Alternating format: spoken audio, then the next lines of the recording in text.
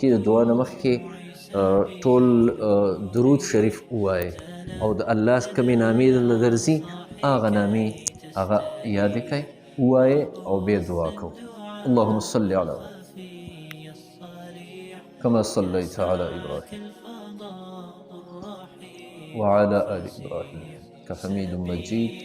اللهم بارك على محمد وعلى آل محمد كما باركت على إبراهيم وعلى آل إبراهيم إنك حميد مجيد. ربنا تقبل منا إنك أنت السميع العليم وتب علينا إنك أنت التواب الرحيم. اللهم يا الله يا رحمن يا رحيم يا حليم يا كريم يا حي يا قيوم يا ذا الجلال والإكرام. نبی کریم صلی الله علیه وسلم فرمایلی دی تاسو چې کله هم دعا غواړئ نو الذو بیا ذا الجلال والإکرام، الله په دې نوم باندې ډېره دعا غواړئ، یا ذا الجلال والإکرام. دا الله نه رد کوي دا دعا. او یا حی یا قیوم دا اسم اعظم دی د الله، دې سره د الله نه دعا غواړئ. او لا اله الا انت سبحانك انی كنت من الظالمین. نبی کریم صلی الله علیه وسلم فرمایي کله چې تاسو دعا غواړئ نو د یونس علیه السلام په الفاظو باندې دعا غواړئ. دا الفاظ ووایئ، دې نه وروسته بیا دعا غواړئ. لا اله الا انت سبحانك انی كنت من الظالمین. نبی کریم صلی الله علیه وسلم فرمایي دغه دعا الله نه رد کوي او دغه دعا قبلوي. یا الله رب العالمین موږ ستا دا کلام وویلو او واورېده، یا الله دې کې موږ نه کمې خطاګانې او کوتاهۍ شوي هغه راته معاف. یا الله قرآن مجید زموږ د ټولو دپاره د هدایت ذریعه جوړ کړي، د رحمت او د برکت ذریعه جوړ کړي. دا قرآن مجید زموږ دپاره د شفا ذریعه جوړ کړي. یا الله د قرآن علم د قرآن نور او رڼا زموږ سینو ته راولي. یا الله د قرآن د نافرمانۍ نه مو ساتي. یا الله دا میاشت د قرآن میاشت ده، د رمضان مبارک میاشت ده. قرآن او روژه دواړه به یا الله سفارش کوي د قیامت په ورځ، او د دواړو سفارش به قبلیږي. یا الله قرآن او دا روژه زموږ دپاره د سفارش ذریعه جوړ، آخرت کې د کامیابۍ ذریعه زموږ دپاره جوړ. یا الله په قرآن هم پوی کړي او په قرآن باندې عمل کوونکي جوړ کړي. او یا الله د دې قرآن نظام او قانون زموږ د ملک کې راولي، ټوله دنیا کې راولي. یا الله زموږ ژوند د خیر ژوند جوړ کړي، په ژوند کې یا الله خیر او برکت واچي، زموږ په مالونو کې برکت واچي، زموږ کاروبارونو کې برکت واچي. یا الله زموږ کورونو کې برکتونه راولي، زموږ د ملک کې برکت راولي. یا الله بے برکتۍ زموږ نه ختمې کړي. یا الله زموږ په نعمتونو کې موږ له برکتونه واچي، او ستا په نعمتونو یا الله موږ شکرګزار جوړ. یا الله غیبي مددونه را سره وکړي. یا الله زموږ رزق د حلالو جوړ کړي او فراخ او کلاوې جوړ کړي. یا الله زموږ او زموږ د بچو رزق د ړومبي اسمان نه جوړ کړي. یا الله زموږ په رزق کې اسانتیا پیدا کړي. دا کومه ګراني چې په دې ملک کې راغلې ده، مهنګاهي راغلې ده، یا الله ستا د طرف نه ده، او زموږ د دې ظالمانو بادشاهانو په ذریعه باندې ده. یا الله دا ګراني ختمه کړي او دې ظالمانو فاجرانو فاسقانو نه یا الله موږ له نجات راکړي. یا الله هغه خلک په دې ملک راولي کوم خلک چې ستا نه یېرېدونکي او کوم چې د عوامو خدمت کوونکي دي. یا الله زموږ د مدرسو د جوماتونو حفاظت وکړي، د علماو د ښو خلکو حفاظت وکړي. یا الله په دې ملک باندې او زموږ په کورونو او زموږ په بچو د خیر فیصلې راولي، د عذابونو او پریشانو نه مو ساتي، اسپتالونو نه مو ساتي. یا الله تاڼو تحصیلونو نه مو ساتي.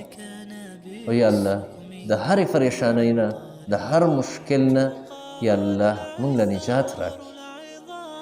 څومره بیماران چې دلته راغلي دي او دا قرآن یې واورېده، یا د دوی په کورونو کې بیماران دي، یا الله ټولو له صحتونه ورکړي، ټولو له شفای کامله عاجله ورکړي.